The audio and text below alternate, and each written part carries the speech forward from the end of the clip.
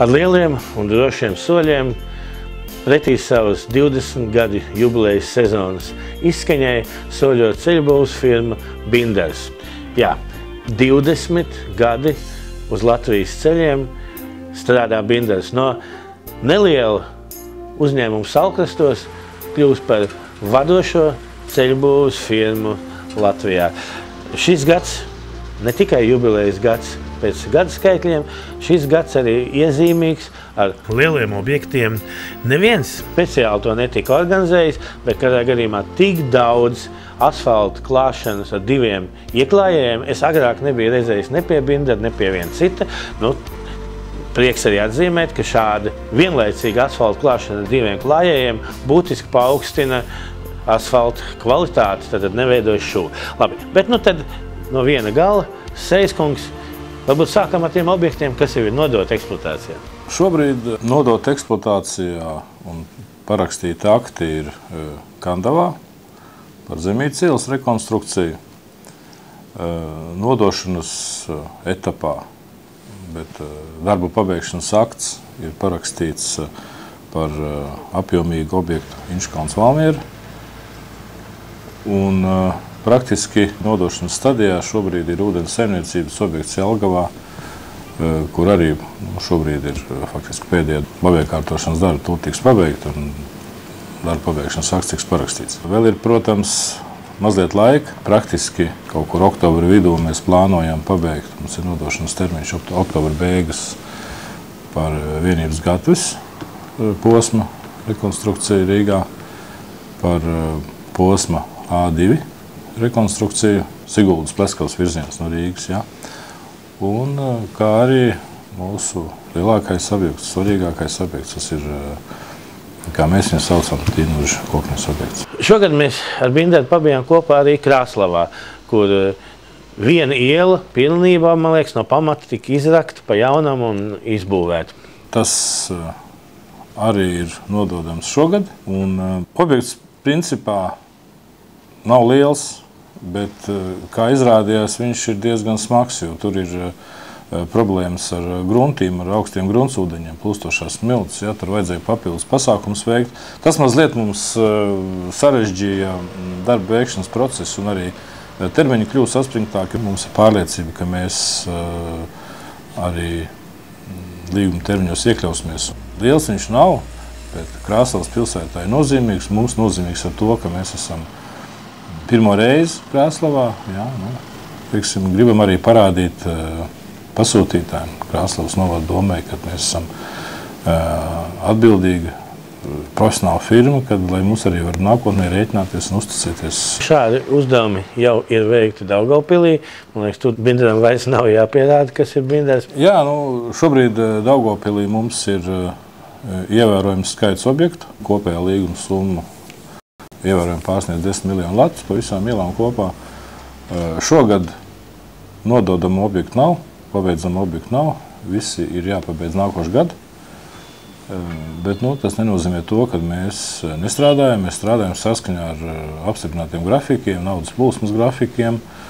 Un pasūtītājs diezgan rūpīgi seko līdzi šiem grafikiem. Un to mūsu nopietno attieksmi pret šiem objektiem Daugavpilī liecina kaut vai tas, ka mēs arī uzstādījām savu asfalta rūpnīcu Daugavpilī, nodrošinot šo objektu asfalta kvalitāti, jo mēs varam būt pārliecināti tikai par to, ko mēs paši ražojam. Skatīsimies, kā tās lietas virzīsies tālāk. Varbūt, ka placdarms no Daugavpils varētu būt pārsniegt arī valsts robežas, pastīsimies tālāk. Ja. Gribu atzīmēt, ka Daugavpilī tieši par A13 gāja arī 2 asfalta klājēji, tā kā vismaz tur arī skaidri zināms, ka ar asfalta kvalitāti, vismaz uzklāšanas kvalitāti un, kā saka, pašu asfalta kvalitāti, tad visam jābūt kārtībā. Ja mēs runājam par šiem asfalta ieklāšanas apjomīgiem darbiem, kas veikti tika šogad un arī tieši virskārtā uz A13, ja 18. novembra ielas, tad es domāju, ka vispirms ir jāpasaka liels paldies pasūtītājiem Daugavpils domē par to, ka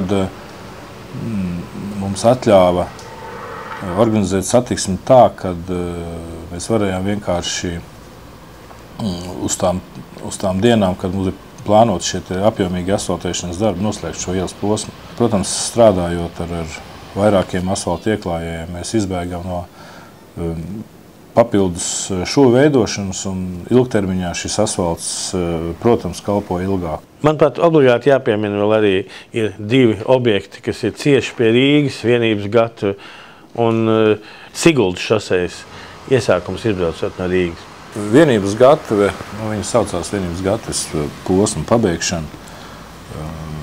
Konkursu kārtībā mēs ieguvām līguma slēgšanas tiesības šogad. Šis objekts jau praktiski ir pabeigts, mēs viņu plānojam oktobra vidū visus darbus pabeigt. Ar ko šis objekts iezīmējās? Jebkurā gadījumā jāsaka, kad iesāktos darbus pabeigt, ir diezgan grūti saprast, kādi darbi vēl tur ir paveicami un kādi ir paveikti, jo tad, kad tu neesi uzsācis šobrīd būvniecību, bet izskatās, ka mēs ar šo problēmu arī esam veiksmīgi tikuši galā. Es domāju, ka mēs to satiksmes organizāciju esam pareizi izdomājuši tā, lai neciestu gan kvalitāte, gan autovadītāji. Protams, mazliet sastrēgumos ir jāpasēž, bet līdz ar to finālā mēs iegūstam labu objektu un drošu braukšanu. Vēl gribētos atzīmēt tādu nozīmīgu objektu kā Inču kalns Valmiera, kur no Murjāņiem uz priekšu vesels 25 km. Tas ir bijis Bindera atbildības zona, un šie te kilometri ir pabeigti un, cik es saprotu, augstā kvalitātē. Šis arī viens bija no nozīmīgākajiem Bindera objektiem. 2 gadu garumā objekts ir pabeigts. Viņš gan vēl šobrīd nav būvinspekcijas akts par darbu nodošanu, bet darbu pabeigšanas akts, respektīvi visi plānotie un līgumā paredzētie darbi ir pabeigti. Un, objekts ir 25 km garš. Tas objekts bija pateicīgs ar to, ka šajā objektā varēja pielietot gan modernas tehnoloģijas, gan modernas mehānismus. Vai šo reciklēšanas tehnoloģiju mēs skaitām par modernu? Tā ir moderna tehnoloģija. Reciklēšanas tehnoloģiju mēs varam uzskatīt, ka tā ir moderna tehnoloģija, jo tiek pielietoti augstražīgi mehānismi. Un, bez tādu mehānismu, ja viņi vispār nav firmas rīcībā, tādu tehnoloģiju nevar vienkārši veikt. Un šī tehnoloģija ekonomē līdzekļus. Es vēl gribēju piezīmēt, ka šis ceļu posms ļoti netālu no Vangažu rūpnīcas, un līdz ar to asfalta kvalitāte arī šeit, necieši aiz gariem pārvadājumiem. Pēdējā laikā no pasūtītāja, no valsts, no satiksmes ministrijas puses ir redzams būtiskas aktivitātes ceļbūves darba kontrolas ziņā. Notiekās lielā vairumā nepaziņotas iepriekš nepieteiktas pārbaudes, un viens otrs kolēģis jau ir uzrāvies uz kvalitāti. Vai nepaliek tāda nervozāka dzīve arī Binderam?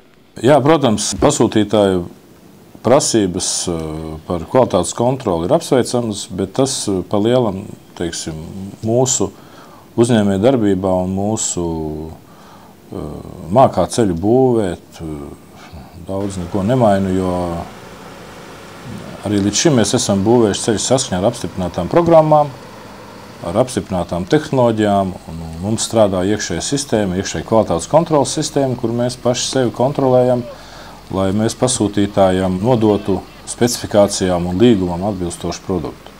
Mūsu rīcībā ir akreditēta laboratorija, mūsu rīcībā ir mēriekārtas, ar kurām varam strādāt lauka apstākļos, tādējādi iegūdot operatīvus, gan zemes klātsnes, gan smilts, trenišo slāņu, šķemu, pamatu un asfalta kontrolas rādītājus, lai mēs varētu operatīvi reaģēt, ja mums kaut kādas ir kvalitātes novirzes.